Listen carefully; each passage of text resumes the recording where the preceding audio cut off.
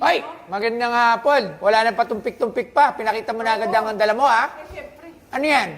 Marta Banjars po. Ano pa? Marta Banjars. Marta. Marta Banjars. Marta Banjar.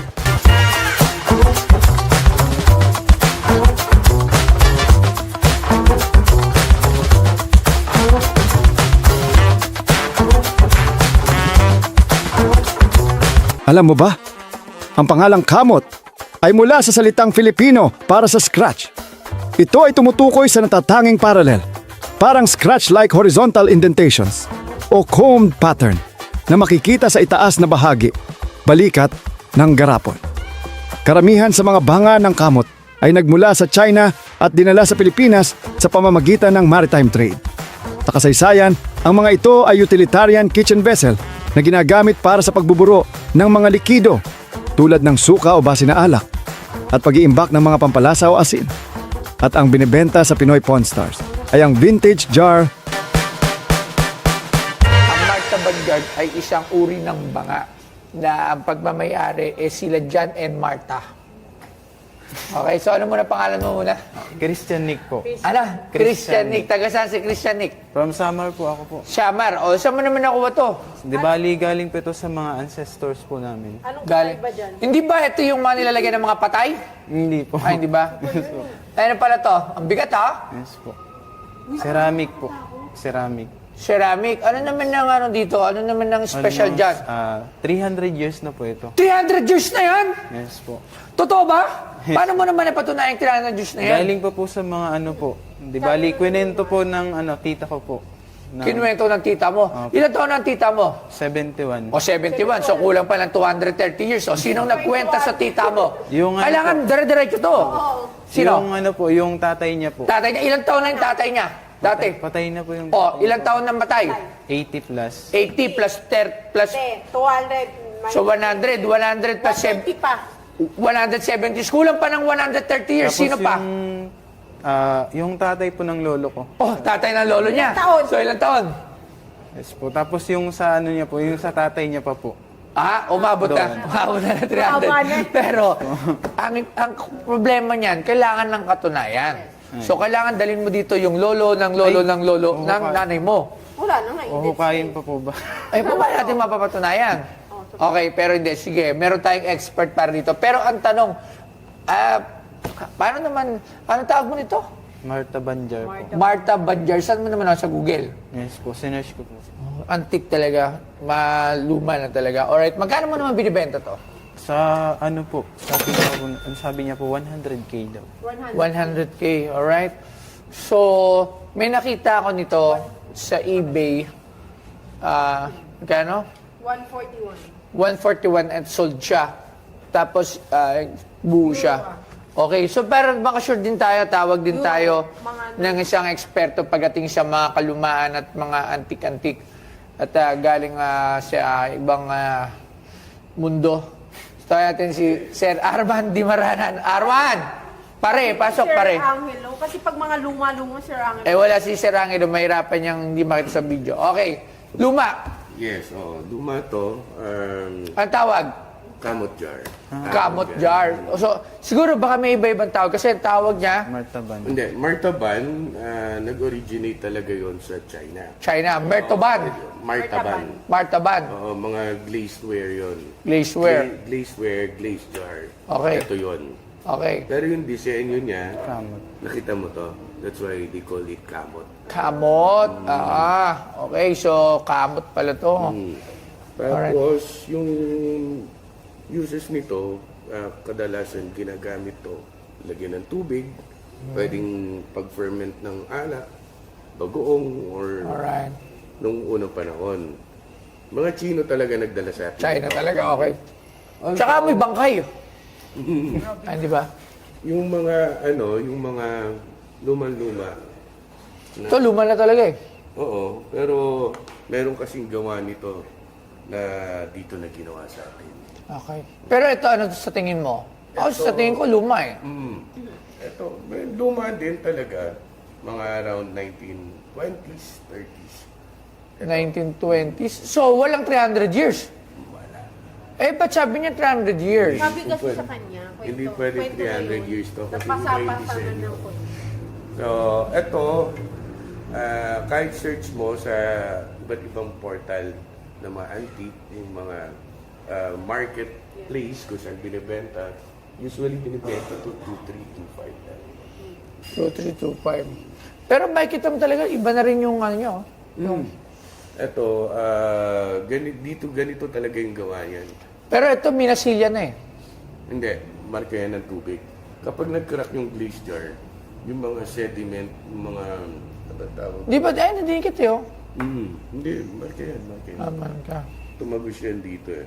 Okay. So, ganun lang ang presyo nito. Ganyan lang. Kasi may nakita tayo sa Google, pati mo sa Google. Ano, 141 141 euro. Tingnan lang natin para makita natin. International. Check mo sa FB. International. Sa FB, mura lang sa atin. Mura lang. Ano siya, Kasi ang dami medyo pa eh. buo pa. Ah, marami eh. Wala siyang, Dami. ano, 10 ganito ko. Ayun o. Diba? Ayun o, halos same na same mo. Mm. Oh, same na same. Piti yung dito. Oh, di ba? Ito, kaya nga sasabi ko sa'yo, bago lang. Oo, ito kasi madaming- yung disenyo.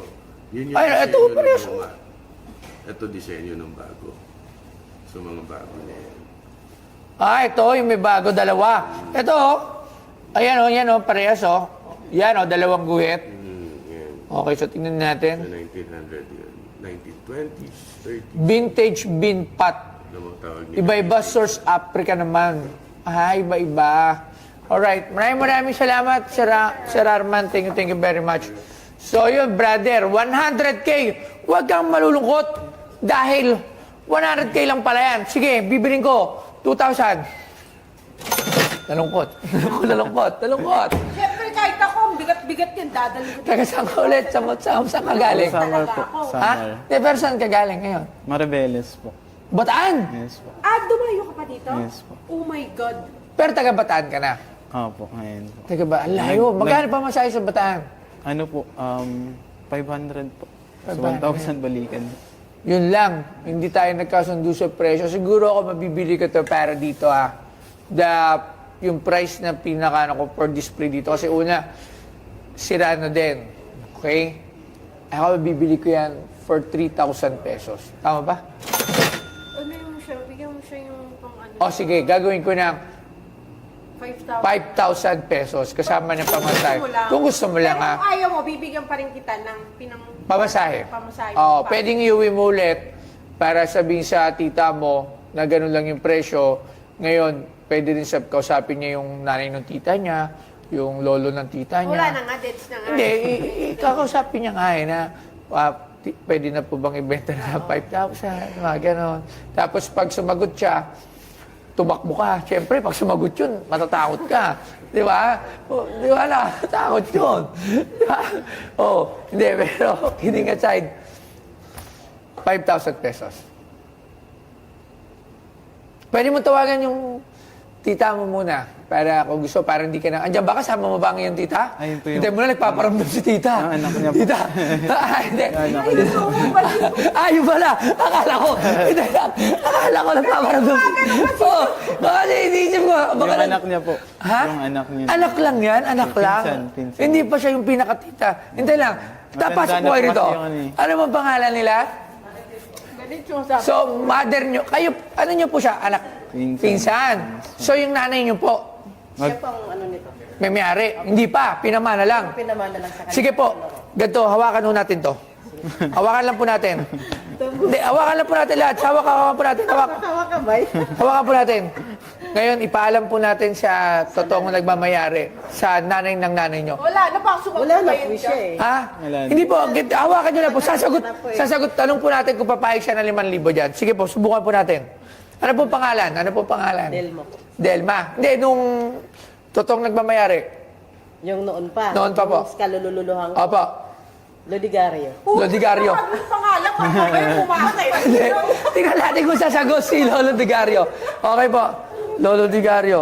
Alam, masama yung... Masama ba yun? Ano ba yan dito? Baliw. Malay mo para malaman natin kung papayag sa 5,000. Sila lang mag-decide kung na nakita. Hindi, joke lang po. Okay po. Ate, malam ko po na kayo po ay nalungkot dahil siyempre po, tayo po in-expect natin na malay. Pero ayon po sa ating expert, yun lang po talaga ang presyo nito. Marami pa din po sa online at kung saan-saan pa po makikita. Kaya po kami nag-decide as Mrs. na yung mag-offer ng halagang 5,000 piso lang. So, yun. So, sobra na ho siya dun sa totoong pwedeng presyo niya. Pero, kung ito ay may katunayan na 300 years, pero kasi nga sabi, hindi to pumasok sa 300 years kasi sa design, siguro baka, hindi ko po dinidiscredit yung inyo pong kwento. Kumbaga, ang ating expert bumase sa disenyo kasi kalimitan talaga, bumabase talaga ho yan sa mga disenyo. Kumbaga, itong year na ho to, ganito ang design niyan. Ito, di ba? So, ayun na. Gusto nyo, tawagin mo natin si Lolo. Mother. Tawagin natin si Mother. Ha? Hindi nga, dito lang. Mother! Tinan mo, may echo. Sumagot. Paano magsumagot? Mother, bibenta mo na ba? Hindi na mahirap. Pwede niyo pong tawagan. Opo. Apa. Sige po, kausapin niyo po muna at tayo po'y babalik. Antay natin. Hanggang sa pagbabalik, okay na anyayaan namin kayo sa darating na March 18, 19, 20, 21, 22. 4 na taong anibersaryo ng Pinoy Podstar at marami tayong aabangan dyan. So lahat ng episode natin ngayon, ipalabas nyo ito ngayong linggo na to. Dahil ito yung may mga promotion natin na huwag nyo kakalimutan. Inaanyayaan namin kayo sa unang araw, meron tayong antiques and memorabilia. Hindi, mali. Ano? Unang araw natin is... Tama. Okay. Katulad nito, ito ay kung mabebenta to ngayon, makikita nyo to dito. Di ba? Tapos sumunod na araw, Huwebes, basketball. Basketball memorabilia, nandiyan ang ating mga sikat na mga basketballista, ng mga legends at current PBA players at makikipag-picture-picture sila rito kasama natin at maaari rin kayo makabili ng kanilang mga gamit at kanilang mga damit at kanilang mga pre-lab, alright? So makikita nyo dito ang mga iba't ibang klaseng koleksyon ng basketball. At syempre, sa March 20 naman, balik 90s tayo sa mga mahilig sa mga laruan. Napaunguna naman yan ni Sir Mike Pagulayan. Meron tayong cosplay contest. Meron din tayo dyan na arcade, yung mga mahihilig sa mga lumang laro, magtatagisa ng lakas, ng galing at kung ano-ano pa. Meron din yan mga touching, mga larong batang 90s magpapaligsahan at syempre may mga papremyo yan. Sa March 21 naman. Sa March 21 naman ay ang ating Moreton Auction na pinapangunahan. Syempre ng Moreton Auction kasama ni Sir Armand Dimaranan at Michael Tay. Andyan mga lumang coins, mga mamahalin na gamit maaari kayong makapag-bid sa Moreton Auction. At nga pala, yung antique natin, meron din tayong quiz bee.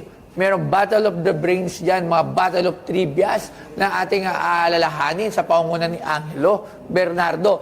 At sa linggo, syempre, ang Sikat Bazaar kung nasaan. Nandito pupunta ang ating mga nagbenta, mga naglalaki ang artista, mga dating artista, at mga current na artista ngayon na magbebenta ng mga kanilang gamit. Hindi lang artista, pati mga influencers, mga vlogger, mga sikat na personalidad. So yun, ang dami ko nang sinabi. Antayin natin kung umokay na si nanay. So kasalukuyan tinatawag pa sa kabilang bahagi ng mundo. Tala muna. Tala muna drum roll. Pamasahe. Nagsasalita na eh. Hindi nga, bago mag-decide. Okay na po. Okay na, okay. Maraming. Ano daw po, pamasahe na lang sa pamasahe. Pamasahe? Yes po. O, dagdagan mo na, 5-5. Ay, Maraming salamat. Hindi, mura talaga, pero... Maraming salamat, sir. Thank you very much. At maraming salamat sa pagpunta mo din sa Pinoy Podstar. Mag-ingat ka po papuntang Bataan at kasama mo yung iyong pinsan. Maraming salamat. Thank you. Okay, bit-bit nyo na to, guys. nakaka-excite po at masaya din po na first time ko pong makapunta dito po. Thank you din po. Anong